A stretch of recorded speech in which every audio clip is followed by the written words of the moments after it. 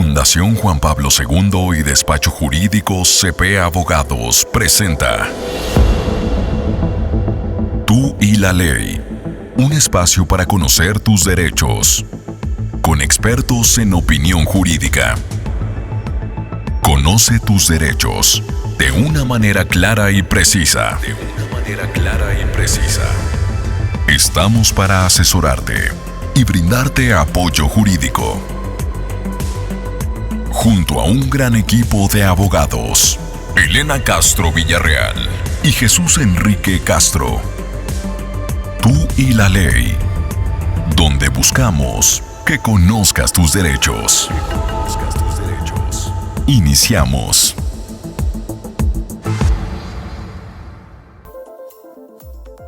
Hola, ¿qué tal? Buenas noches.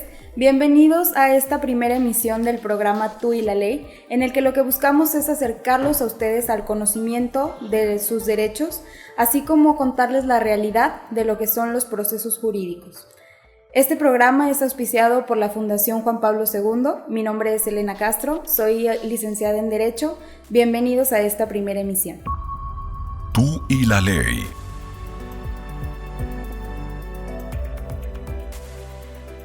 Bienvenidos de nuevo. Esta noche me acompaña el abogado Jesús Enrique Castro Pérez.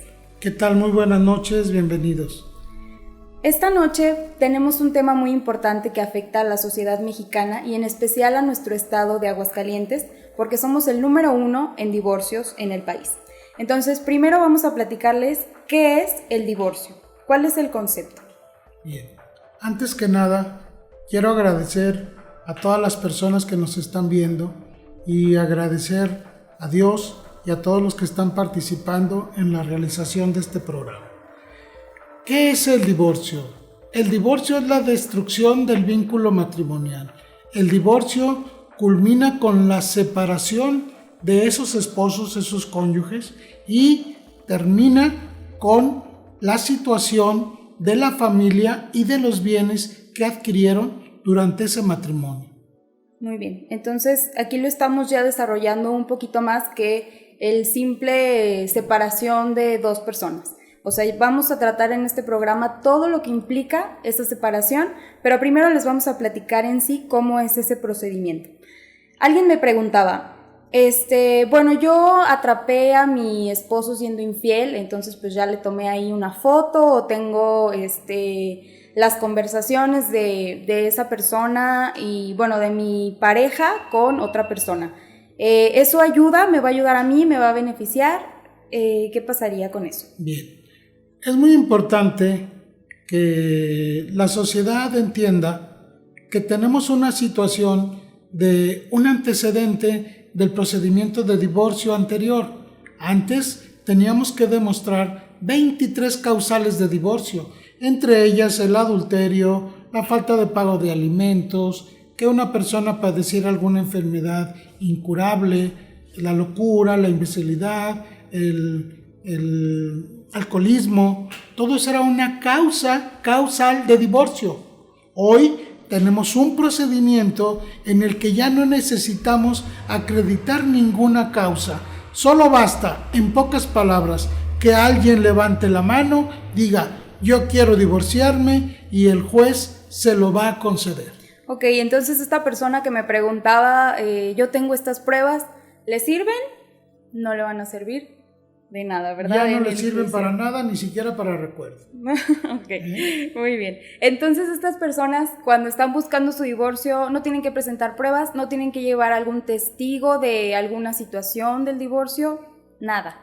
Claro, eso es lo que antes desgastaba a las parejas, que decían, no me puedo divorciar porque no tengo ningún testigo. Y entonces eso los obligaba a seguir viviendo en una situación muy difícil. Y hoy, si se quieren separar, lo más sencillo es un divorcio incausado. Vuelvo a repetir, basta que alguno levante la mano y diga, yo me quiero divorciar, y el juez le va a conceder ese divorcio. Muy bien. Entonces, hablando de estos, digamos, hay tipos de situaciones en las que, por ejemplo, los dos voluntariamente digan, bueno, nosotros estamos de acuerdo y nos queremos separar. ¿Esto se puede? ¿Pueden hacerlo de manera conjunta o necesariamente tiene que ser solamente uno? Bien, existen 3 procedimientos por medio de los cuales podemos llegar al fin del divorcio. El primero es cuando las dos partes, teniendo hijos y teniendo un patrimonio, comparecen de manera conjunta ante el juez, solicitan el divorcio porque ya es una solicitud, ya no es una demanda, y acompañan un convenio. En ese convenio se va a establecer qué va a pasar con los hijos, qué va a pasar con los bienes, quién se queda con los hijos, o sea, quién va a tener la guarda o quien va a tener físicamente a los niños, para hablar en un lenguaje más fácil.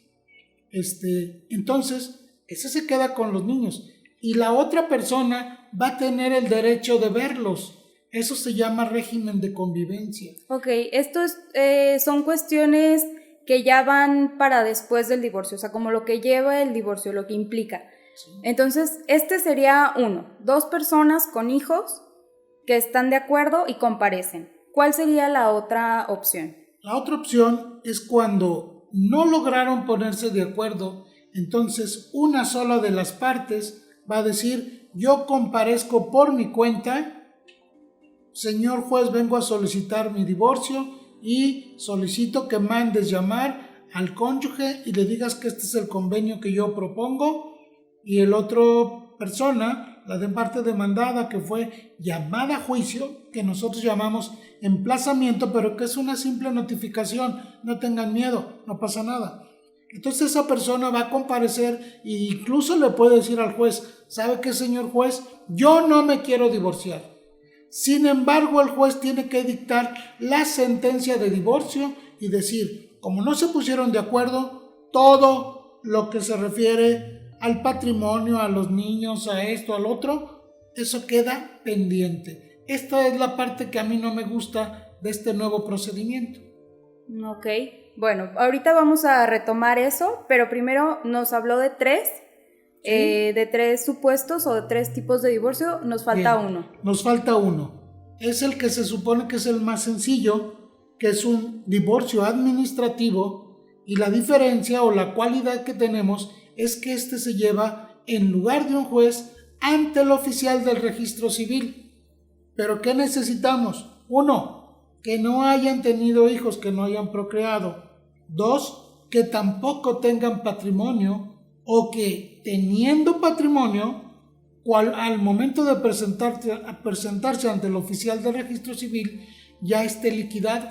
Muy bien, es decir, se ocupan 2 requisitos en general, que no tengan hijos y que no tengan bienes. Y si tienen bienes, entiéndase carros, casas, terrenos, acciones, pues que ya tengan determinado quién se va a quedar con qué y quién no se va a quedar con tal cosa.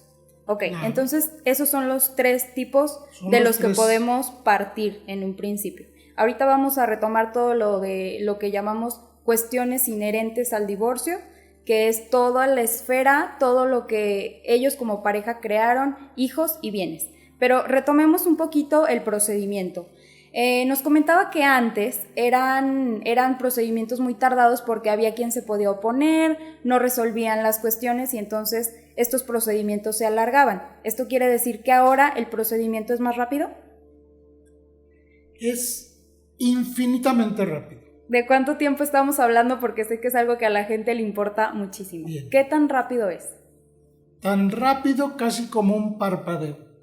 Porque antes duraban 9 años o 5 o 6 años para que se dictara una sentencia de divorcio.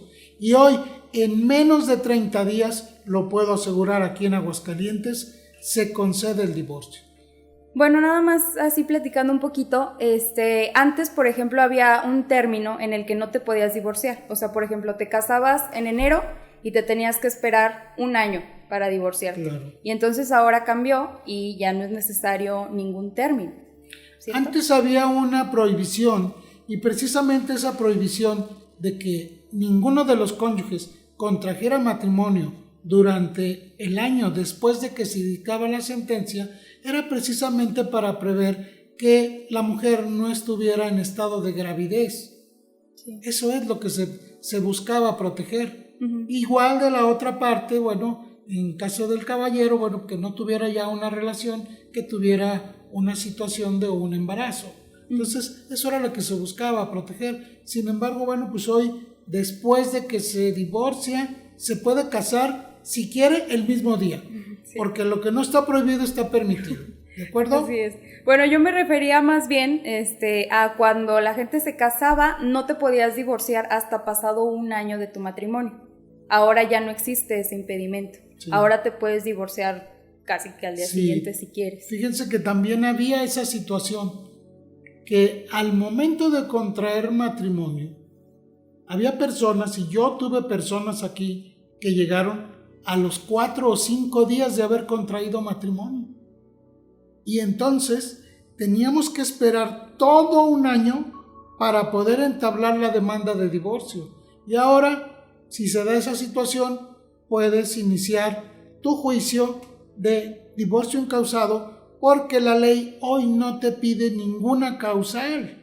Ni término de matrimonio. Ni término o espacio duración entre un matrimonio y otro. Y esto es importante que lo sepa la gente. Sí, claro, porque luego puede ser que por ahí escuchen que hasta que pasara un año de casados se podían divorciar y entonces dicen, no, pues me espero. No tienen que esperar ni para volverse a casar una vez divorciados, ni tienen que estar en un matrimonio que pues ya no quieren estar hasta que pase cierto tiempo, no. Ustedes se casan y al día siguiente ya no quieren, tienen la posibilidad de pedirle la disolución, o sea, el divorcio. Sí, y si logran el divorcio y no están escaldados, se pueden casar al siguiente día. Si no se asustaron, así es, lo pueden intentar.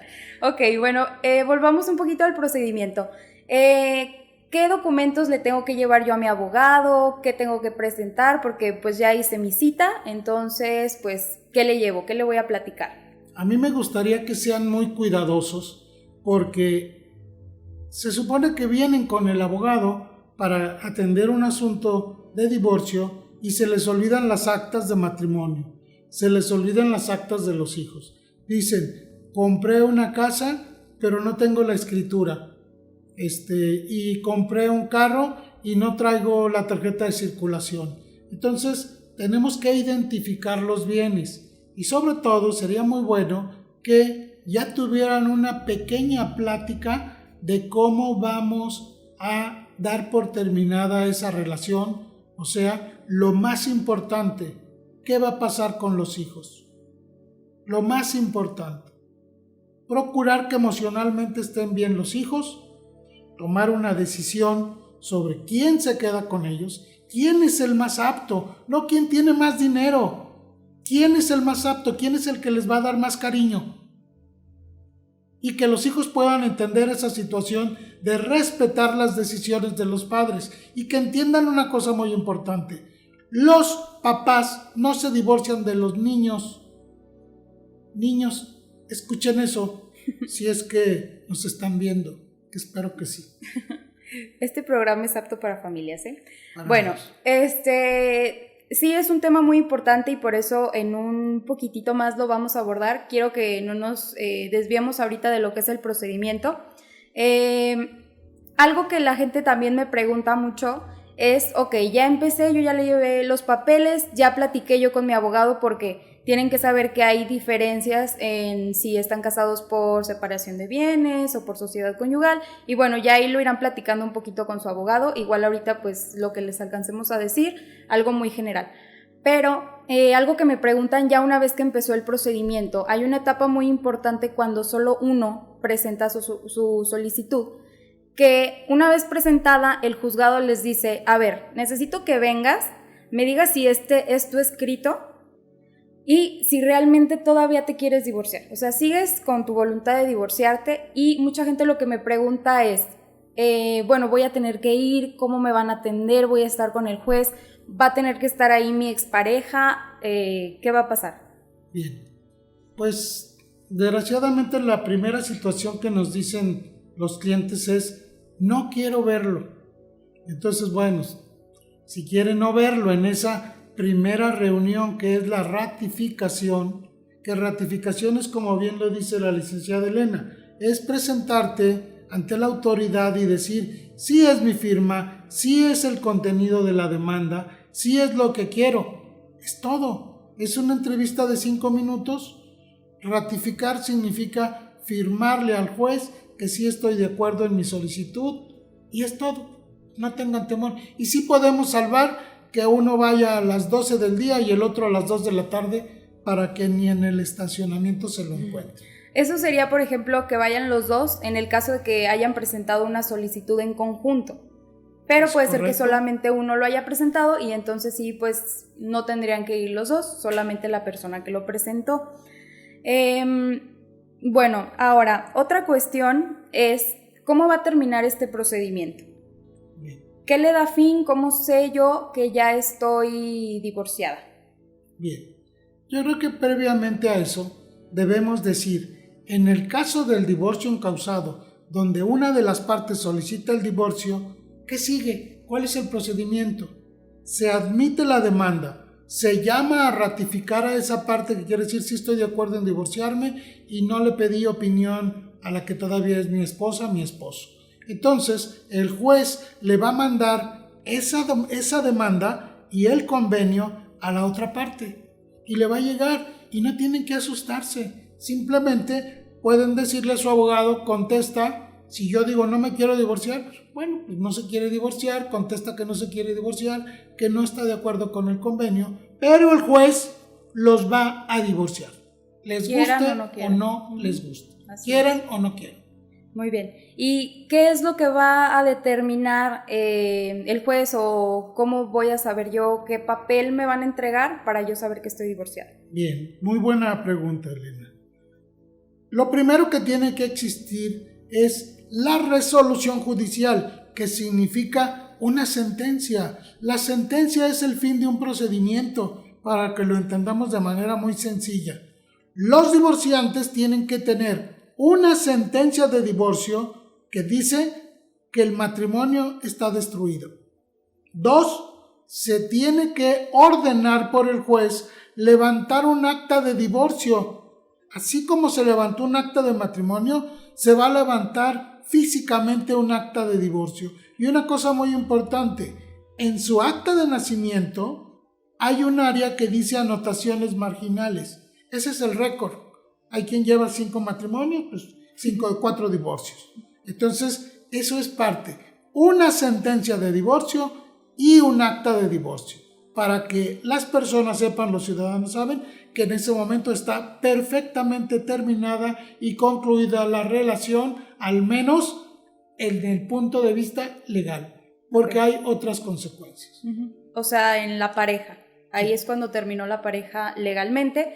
Entonces, la sentencia la va a dictar el juez ante el cual presentaron su divorcio, y el acta de divorcio es la que va a dar el registro civil. Entonces, tienen que tener esos 2 papeles, y sin la sentencia no puede existir el acta de divorcio, y el acta de divorcio pues es la que determina ya que todo está concluido. Exacto, que todo está concluido. Entonces, ahora, hablábamos ahorita de lo que son las cuestiones inherentes al divorcio, también hablamos de un convenio. Entonces vamos a empezar a platicarle un poquito a la gente lo que son estas cuestiones, lo que es este convenio. ¿Qué es ese convenio? Bien, el convenio, que es un acuerdo de voluntades, quiere decir que las 2 partes, cónyuges, esposo, esposa, se han puesto de acuerdo en cómo terminar. Cuando decimos la palabra lo inherente al matrimonio, quiere decir lo más importante, la relación con los hijos. ¿Quién se va a quedar con la custodia? La custodia significa quién físicamente se queda con los niños. Luego, el otro punto, el que se queda con los niños, vamos a pensar, la mamá se queda con los niños, entonces el padre tiene el derecho a un régimen de convivencia. No se asusten cuando escuchen esa palabra, régimen de convivencia. Quiere decir quién, cómo, dónde y cuántas horas va a ver al niño, el papá. si va a pasar por él a la escuela, si lo va a llevar con su familia, si lo va a llevar a comer, si lo va a regresar el mismo día o si va a pasar el fin de semana con el papá. Todo esto es muy importante que se puntualice, porque si no, a veces cuando hay un abogado que no está preparado en esta materia, pues se va a establecer una cláusula que va a decir: el señor fulano de tal podrá ver al niño en la casa marcada con el número tal, fraccionamiento tal, y ya decimos: ¡ay, qué bonito convenio! Pero resulta que va el papá pensando que va a convivir con el niño y le dicen: ¡ay, míralo por la reja! Tienes 1 hora para ver al niño. Entonces, tenemos que tener mucho cuidado con la redacción. Se tiene que poner podrá ver y extraer al menor para convivir. Esos son los detalles muy importantes. Ok, estamos en lo de las cuestiones inherentes al divorcio. Esta es una de esas partes. Hablamos de cómo englobarlo en algunos puntos para que sea más entendible. Ya empezamos con los hijos, ahorita vamos a seguir desarrollando un poquito. ¿Y cuál sería otro tema importante? Bueno, uno de los temas muy, muy importantes son los alimentos, porque entendamos, en este procedimiento te divorcian, pero no te dicen cuánto te van a dar de alimentos, ni cuándo te los van a pagar, ni cómo te los van a pagar, ni de dónde va a salir ese dinero. Los alimentos, fíjense bien por favor, son proporcionales a la capacidad del deudor y proporcionales a la necesidad de los acreedores alimenticios, que en este caso son los hijos. Ok. Igual puede ser la situación que entre esposos se pidan alimentos, ¿cierto?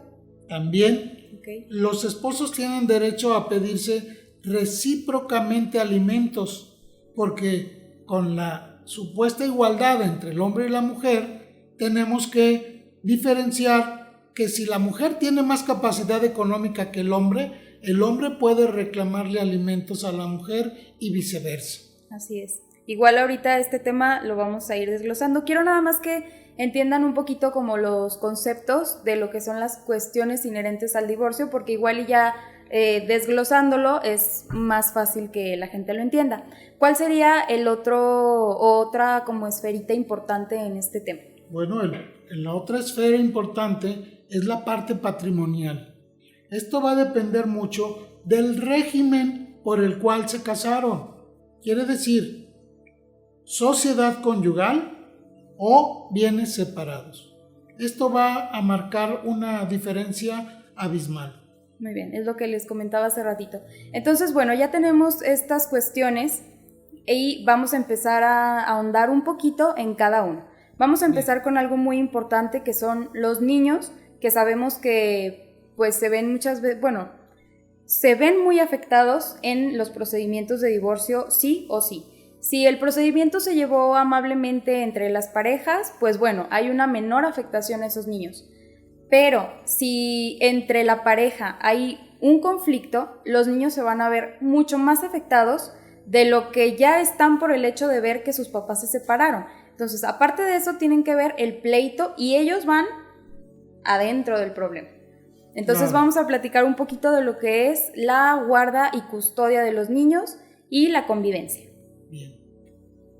Como los niños son parte de un matrimonio, los papás ejercen la patria potestad y en consecuencia los dos tienen el mismo derecho de ejercer la custodia, o sea, de tener físicamente a los niños. Ahí tenemos que saber distinguir qué efectos tiene la patria potestad y qué efectos tiene la custodia. Propiamente, vuelvo a repetir, esto es lo práctico. Quien tiene la custodia ejerce a su vez la patria potestad. Quien no tiene la custodia, quien no tiene físicamente al niño, ejerce un régimen de convivencia y la ley dice que ambos podrán ejercer ese derecho intangible, o sea que no lo podemos ver, que no lo podemos palpar y que se llama patria potestad. Ok, entonces nada más rápido para poder hacer la distinción de la custodia y de la patria potestad digamos que son los derechos y las obligaciones que se tienen sobre los niños, ¿sí? Sí. Y para diferenciarla, digamos algo fácil, de la custodia es quién tiene en su casa, quién vive con los niños, ¿sí? Un poquito... Claro, entendamos la custodia cohabitación. Fácil. La custodia es quien vive con los niños al lado de los hijos dentro de una casa habitación. Esa es la custodia. Y la patria potestad, yo siempre le he dicho, es intangible. ¿Por qué es intangible? Porque es como una nube, porque es algo que no se ve. Es un derecho que tienes, por ejemplo, para autorizar que tu hijo salga del país. O sea, no lo tenemos físicamente. Y la patria potestad no es el pasaporte, es la autorización para que tu niño salga del país. A ver, ¿qué tal si sale y ya no te lo regresan? Esa es la patria potestad. Y la patria potestad también es decidir si tu hijo va a estudiar música o va a estudiar cinematografía. Tú puedes opinar, ese es el derecho que tienes como progenitor. Esa es la patria potestad, un derecho de decisión. Eso es. Sí, muy bien. Bueno, entremos a lo que es ya como tal la guarda y custodia dentro de un convenio de divorcio. O sea, entendido como el acuerdo en el que van a llegar los padres de los menores, quién se los va a quedar, cómo se va a manejar esa cuestión. Bien, yo les voy a recomendar una cosa muy, muy importante. Así como gastaron en la boda, gasten un poquito en un buen abogado. Déjenme decirles que yo he visto unos convenios de risa, así como ese que es muy fácil, es muy vulnerable. ¿Por qué? Porque dice, tiene derecho a ver al niño, que pase, ahí está la cochera y que lo vea. Y no puedes convivir con él.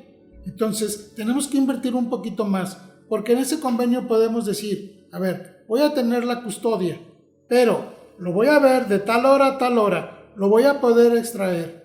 ¿Qué va a pasar el día del cumpleaños del niño? ¿Quién le va a hacer la fiesta? ¿Qué va a pasar en la primera Navidad? Yo voy a convivir con él y tú a la segunda. ¿Qué va a pasar el día de Año Nuevo? Pues ya convive contigo y al otro convive conmigo. ¿Qué va a pasar en las vacaciones? Aquí en Aguascalientes tenemos vacaciones de Feria de San Marcos. Bueno, pues establecemos un periodo, establecemos otro periodo de vacaciones largas que llamamos julio-agosto. Y otras vacaciones en diciembre. Si no lo establecemos, quiere decir que tú que tienes ese derecho de convivencia, renuncias a él. Y si no lo estableces correctamente, vas a tener muchos problemas, muchos dolores de cabeza por no haber ido con un abogado profesional en esta materia. Así es, o por no escuchar este programa, ¿eh? Bueno, entonces, ok, seguimos un poquito con esto de la guarda y custodia.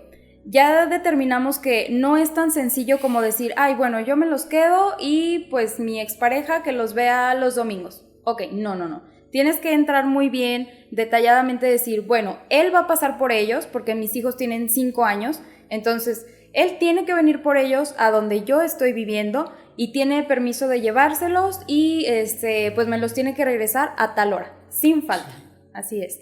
Además también ya lo dijo, vacaciones, Año Nuevo, Navidad, si tienen otra religión, no sé, Hanukkah, bueno, demás, todo lo que, todas las cuestiones de festivas que para ustedes sean importantes, pues lo van a tener que determinar, no lo pueden dejar al aire.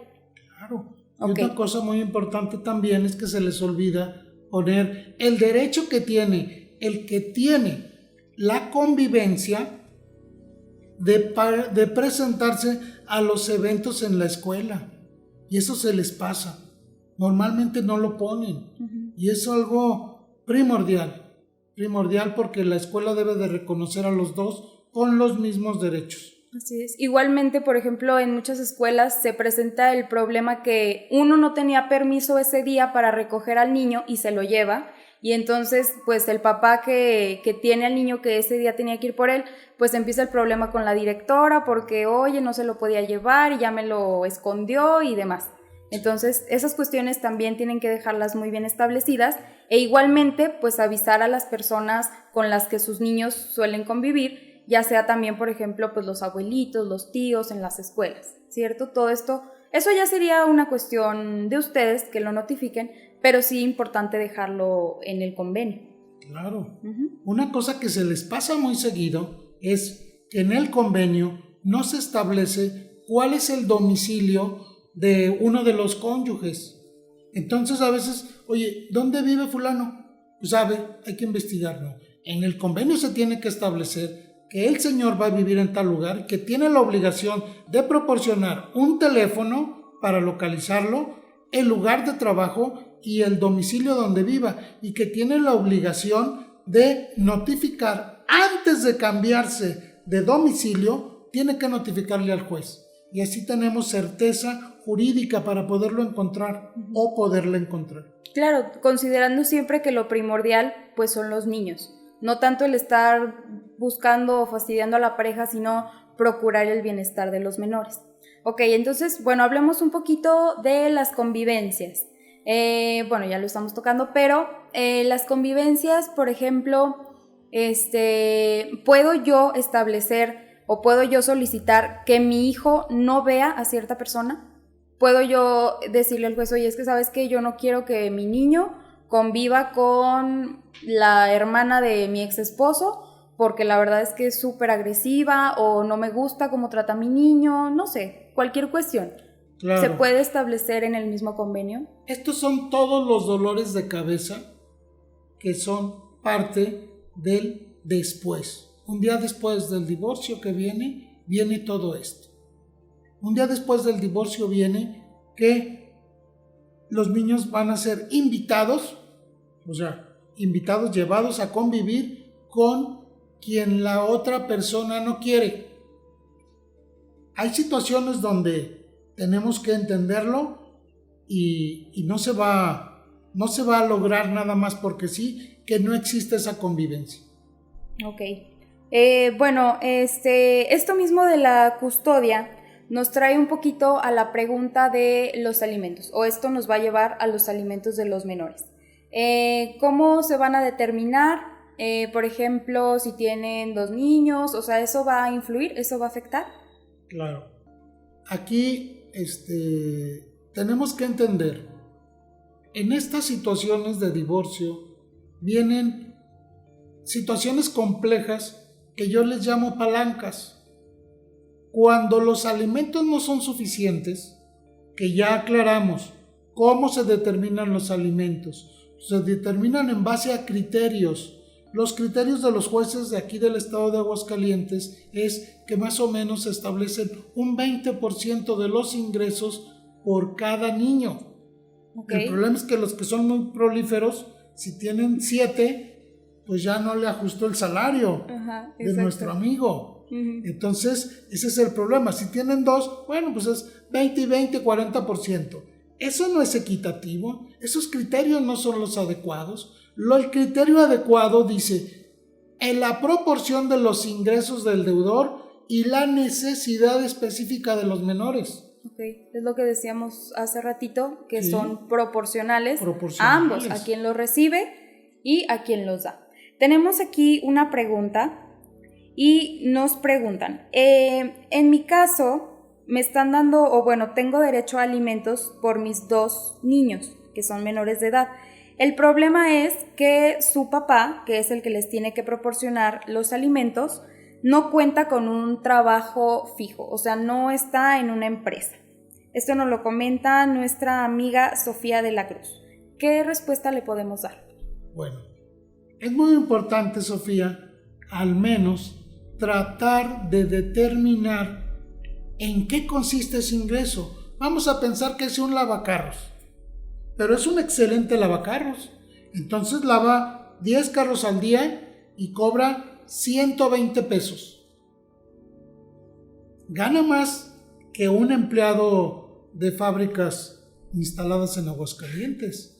Entonces, ahí tenemos que determinar. Otro punto muy importante es en dónde vive y cómo vive. Podemos ordenar una visita del DIF y va a aparecer una visita de ministeriales, porque va a ver dónde vives, qué comes, incluso hasta van a abrir tu refrigerador. Y tu closet. Para ver si no tienes Gatorade. Sí. Entonces, va a haber una situación así. Eso se puede hacer para saber en dónde exactamente está pisando el juez, porque necesita los elementos, sino de una constancia de ingresos, la forma como vive. Okay. ¿Verdad? Y esa va a ser la base que va a tener el juez para poder determinar el monto adecuado.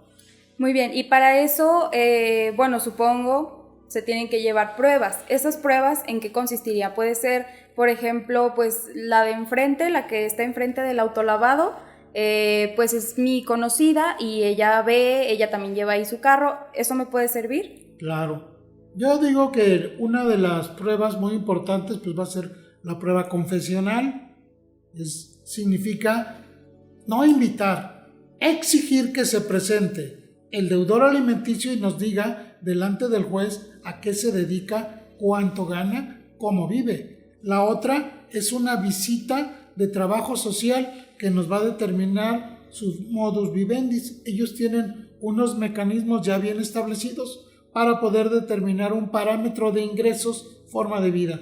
La otra es la prueba testimonial. La prueba testimonial no es más que llevar a una persona que lo conozca y que nos diga cómo vive y de qué manera podemos presumir a cuánto ascienden sus ingresos, y en esa medida, pero ojo, tenemos que demostrar con esa misma prueba testimonial cuáles son las necesidades de los menores, porque después cuando estamos en esa prueba testimonial le preguntamos, ¿qué necesitan los niños? Comida. ¿Y qué más necesitan los niños? Comida. Entonces, fíjense, esta es una parte muy importante en la que se nos olvidó un poquito mencionar qué son los alimentos. Esto da para todo un programa completo, pero bueno, un poquito rápido. ¿Qué son los alimentos? ¿Qué implican? Los alimentos no es propiamente una torta, un plato de sopa. No. Eso es parte de los alimentos. Los alimentos es un concepto jurídico que nos habla de un lugar donde vivir, un lugar limpio, un lugar donde tenga servicios, que es luz, agua, teléfono. Hoy se necesita el internet. ¿Qué más necesita un niño? Ya no es un lujo el internet. Es un derecho humano. Es un derecho humano. ¿Qué más necesitan los niños? Pues necesitan educación, necesitan medicina, necesitan atención médica, necesitan distracciones, necesitan uniformes deportivos. Y si al niño le gusta el karate, bueno, pues su equipo para el karate o para el fútbol, entonces, o las niñas, el fútbol también. El fútbol o pintura o algo, ¿no? Claro. Entonces, todo eso es el concepto general de alimentos. Es un concepto amplio. Muy, muy amplio. Muy amplio. Y cuando llevamos a los testigos solo nos dicen comida. ¿Verdad? Sí. Bueno, en lo mismo de los alimentos, mencionábamos que también como expareja le puedes solicitar dinero al que fue tu esposo o a tu esposa. Entonces, obviamente tiene ciertos parámetros o ciertas reglas. ¿Cuáles serían? Bueno, pues la primera es la capacidad y demostrar pues que no tienes la misma capacidad económica o que tienes una discapacidad para poder exigir los alimentos. Ok, yo creo que aquí sería bueno poner un ejemplo. No sé, hay que pensar uno para que la gente lo pueda entender un poquito. Vamos a hablar en el caso en el que una mujer tiene más posibilidad que un hombre. Ese hombre, por ejemplo, tendría que tener un trabajo muy inferior o de plano no tener trabajo, haberse dedicado a los niños.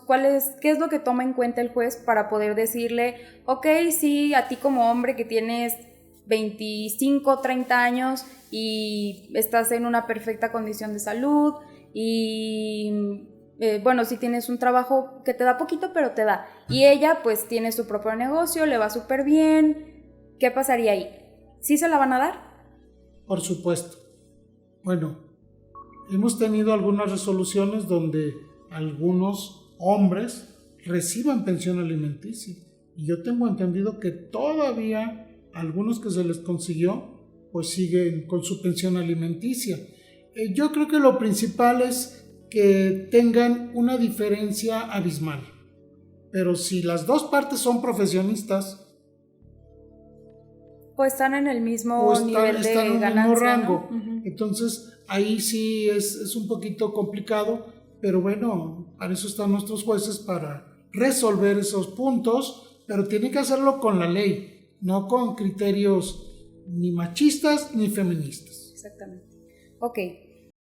Bueno, estos, les digo, son temas muy amplios que dan para programas completos. Ahorita estamos específicamente con el divorcio y bueno, vamos a seguir con la última cuestión que habíamos planteado de las inherentes al divorcio, que es todo lo que viene como consecuencia del divorcio. Nos faltaban los bienes. Vamos a platicar un poquito de qué pasa con los bienes. En una pareja, vamos a poner un ejemplo, esta pareja juntos, o bueno, mientras estaban casados, el señor compró una casa. Bien. Si estaban casados bajo el régimen de sociedad conyugal, quiere decir que es 50% para cada uno. Ahí no implica si uno de los cónyuges se la descontaron toda de su trabajo y la otra parte no puso nada. Por el solo hecho de estar casados por sociedad conyugal, les corresponde el 50%, así no haya puesto nada contablemente. Hay otro caso. Si están casados por separación de bienes y sin embargo adquirieron un bien en copropiedad, esa propiedad va a seguir las reglas de este término específico que es la copropiedad. La copropiedad puede ser proindivisa, quiere decir que no hay división. Y esa copropiedad puede decir, pues sí, nada más que a mí yo compré y yo tengo el 90% de la propiedad y tú tienes el 10%. Entonces, liquidamos, yo mi 90% y tú tu 10%. Y por ejemplo, en ese caso, en el que estamos hablando que no se puede dividir este bien por X situación, ¿qué pasaría? Por ejemplo, el que se queda con el 90 y el otro con el 10, ¿le puede comprar? O sea, le puede decir, bueno, tu 10% vale 10 pesos, te doy tus 10 pesos y ya. Es correcto. ¿Se puede? Esa es una de las formas. Uh-huh. Aquí el problema más que nada se presenta cuando es un solo bien, debemos dividirlo al 50%, entonces siempre hay esa batalla de decir, no, yo me quedo con él, no, yo te pago tu parte. Cuando estamos en esa igualdad, la ley dice que tendríamos que hacer un juicio para proceder a la venta y entregarse a cada uno su 50%. Uh-huh. O también dice la ley que se podrá decidir con un juego de azar.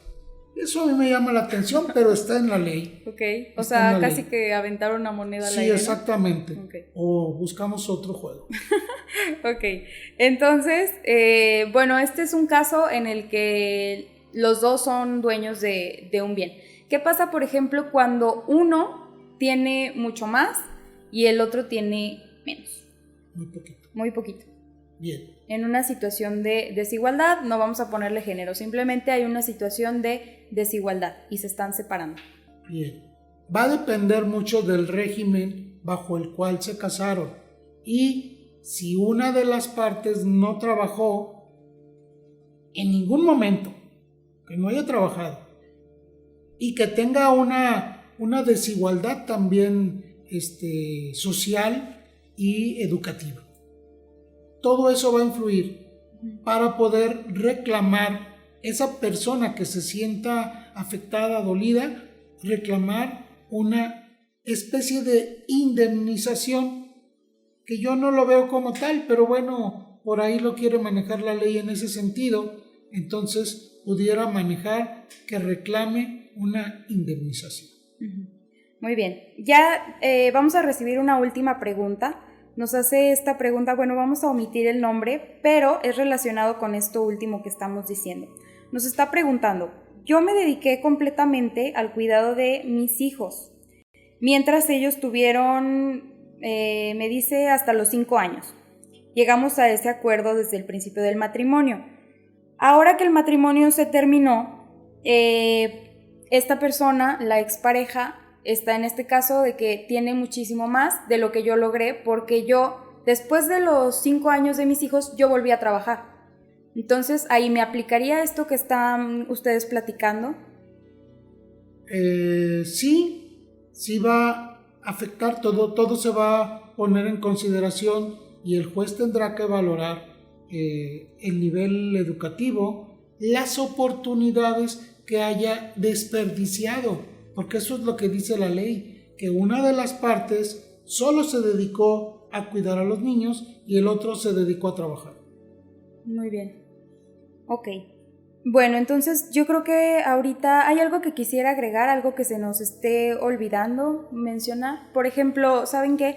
Lo que es el domicilio conyugal. ¿Qué es eso? Porque por ahí lo van a ver, si están en un procedimiento de divorcio, van a ver por ahí el domicilio conyugal. ¿Qué es? ¿Qué pasa? Eso es muy importante. El domicilio conyugal también lo denominamos morada conyugal. Otro concepto que también maneja la ley es menaje de casa.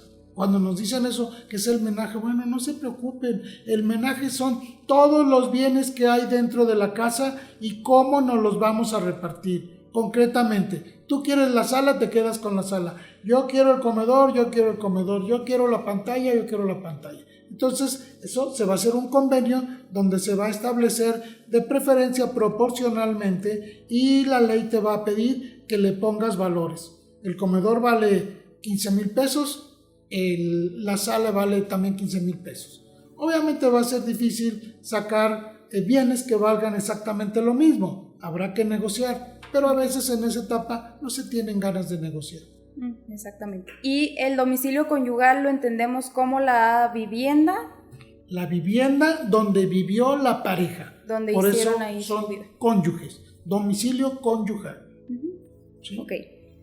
Bueno, importante que lo tienen que mencionar en el convenio, ¿cierto? No es algo que podamos omitir, sino que se tiene que decir dónde era, quién se va a quedar viviendo ahí y qué se va a llevar cada quien. El que se va a quedar en la casa se puede quedar con todo, ¿cierto? Claro. Si lo acuerdan. Sí, es común que la pareja que se queda, que uno de los cónyuges que se queda con la morada conyugal, obviamente se queda con todo el menaje. No se asusten, morada conyugal donde vivieron los cónyuges. Menaje, todos los bienes que forman el hogar, todos los bienes que se utilizan y lo tenemos que realizar de manera muy sencilla. Muy bien. Bueno, les dimos ahorita una breve explicación, de lo que sería el divorcio, de todo lo que implica. Y bueno, algo que quiera decirnos como conclusión del divorcio, ¿alguna recomendación? Bueno, rápidamente. Que sí deben de buscar un profesional que les aligere estos conceptos, porque el documento que se va a elaborar va a llevar todos estos conceptos, pero ustedes tienen que conocerlo. Tienen que saber cuáles son las consecuencias del día después del divorcio, porque si no, se van a dar contra la pared, porque hubo muchas omisiones, muchos errores, puntos que no se tocaron, porque dijeron, es que estamos muy bien, somos los grandes amigos, somos la pareja que sí supo divorciarse, no como el vecino que le dio con el sartén a la señora. Entonces... Yeah. De manera figurativa lo estamos diciendo. Sí, de manera figurativa. Bueno, de mi parte como conclusión, quiero decirles que tienen que consultar a 2 profesionistas. Yo considero que tienen que consultar a un psicólogo, tanto para ustedes y muy importante para sus hijos, y a un buen abogado que pueda llevarles el procedimiento con mucha calma, que los entienda, porque también a veces los abogados la hacen de psicólogos. Entonces, bueno, aligeren un poquito el trabajo emocional yendo a terapia, por favor. No es para gente loca, porque al final, bueno, todos tenemos un poquito de locura, pero estos problemas afectan mucho a la persona, a la familia, y es muy importante que también acudan con especialista en salud mental. Sí, sobre todo la materia sí, familiar es importantísima y requerimos un abogado, y el abogado tiene que amarte, tiene que entenderte, tienes que saber que no eres un expediente, eres una persona. Exactamente. Bueno, les recordamos que nos ubicamos en República Mexicana, número 304, segundo piso, Fraccionamiento El Dorado. Como número de contacto tenemos el 449-917-1819. En este mismo número y en esta misma ubicación se les puede dar información de la Fundación Juan Pablo II, que lo que busca es dar asesorías gratuitas a las personas de escasos recursos. Igualmente les repito de nuevo el número de teléfono, es muy fácil, 449-917-1819 y la dirección República Mexicana número 304, segundo piso, Fraccionamiento El Dorado. Agradecemos muchísimo que nos hayan acompañado en esta primera emisión, esperamos verlos pronto y no olviden dejarnos sus dudas, comentarios. Gracias, buenas noches. Muchas gracias, buenas noches, bienvenidos. Conoce tus derechos con los expertos. Con una visión clara y concisa de los procesos jurídicos. Por parte de nuestros abogados, Elena Castro Villarreal y Jesús Enrique Castro. Tú y la ley. Donde buscamos que conozcas tus derechos. Hasta la próxima emisión.